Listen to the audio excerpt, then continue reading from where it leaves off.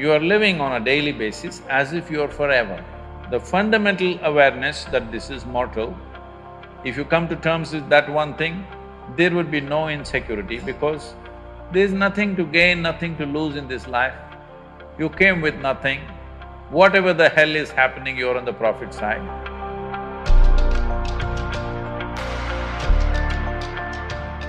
Sadhguruji, my question is, how does one deal with insecurities? How does one deal with insecurity? Life is insecure. There is no security about life because… Shall I reveal a secret to you? However young and healthy you are, you're going to die one day. I'll bless you with a long life, but you will die one day. Is it okay? No? So you can die joyfully or you can die crying, it's up to you. But anyway you'll die one day, yes or no? If you say, I don't want to die, today you start the chanting, I don't want to die, I don't want to die, I don't want to die, all that'll happen is you will not live, but you will die. Yes?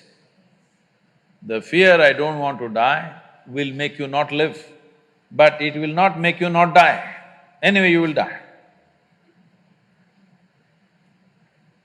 Coming to terms with mortality is one very important thing. If you don't come to terms with mortality, you're living in a fancy world of unreal world, not in the real world. The real world is, we come and go. So many countless number of people have come and gone before us, isn't it? You're you're in an institution from 1857. I was just wondering how they started an institution in that year because in that year there was such turmoil all over the country. 1857. Lot of upheaval in the country, but somehow somebody managed to start an institution.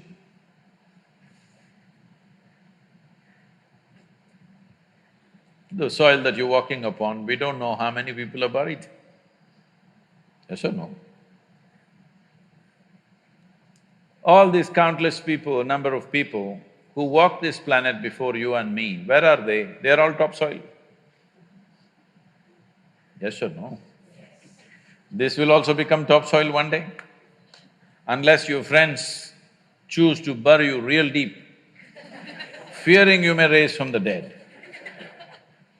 There have been certain instances. This happened. There was an old couple in Texas, over 75 years of age. It was their dream to go to the Holy Land or the Jerusalem. But because of business and then children growing up, going to the university and their marriages and da-da-da, they never made it. When they're over 75 years of age, they made the trip to Jerusalem. Jerusalem is a place where every cobblestone reeks of history. So they walked that pathway where Jesus is supposed to have walked, they went to that place where he's supposed to have walked on the water, and many things like this. They were overwhelmed by this whole experience. And unfortunately, the lady had a heart attack and she died. Then the man was preparing to take her body back to Texas. But then the local people approached and said, see, Jerusalem is the Holy Land. This is the right place to die. She's done the right thing. So let's do all the rituals here and bury her here. And it just costs you $25,000. Because if you take her back to Texas, just the transportation costs $18,000 and local charges, and in America the cemetery charges are very heavy. All this put together, you will spend much more money, and above all, she's chosen to die in the Holy Land. This is where she must be buried, let's do it.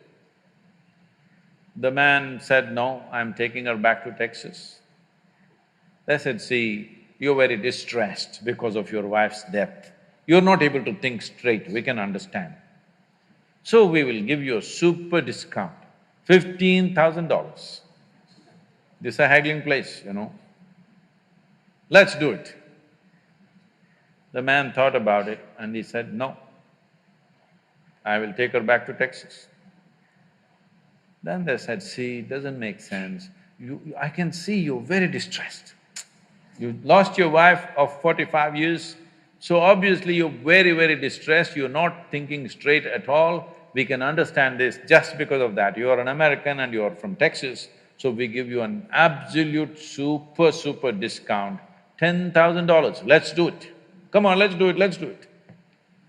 You must… what I'm talking, if you want to understand, you must go to Kashi or Hardwar, someplace, how these things happen, you know. Then the man thought about it and he said, no, I'm taking her back to Texas. And they threw their hands up and said, why? What's the problem with you? $10,000, let's do it. He said, see, in Texas, dead stay dead.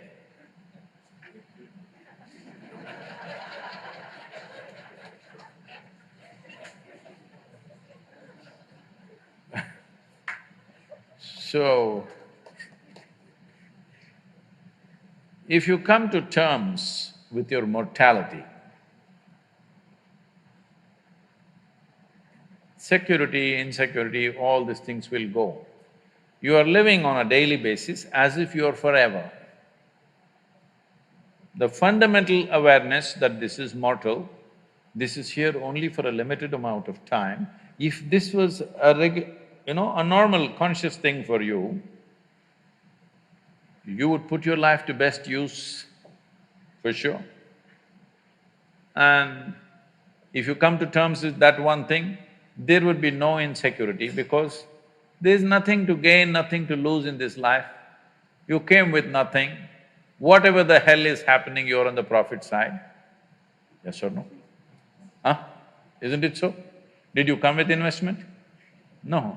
You come with nothing. So whatever the hell is happening, you're always on the profit side, isn't it? And anyway, they don't allow you to take a container in the end. So all you have is how profound, intense and beautiful is your experience of life. So don't make too much fuss about it. You're acting as if you're going to lose something. No, there's nothing to lose, nothing to gain because you come and you go. You may think, oh, my life, my life. No, it's your life on this planet is like a pop-up. On the computer screen, you've seen these pop-ups? You just pop up and pop out.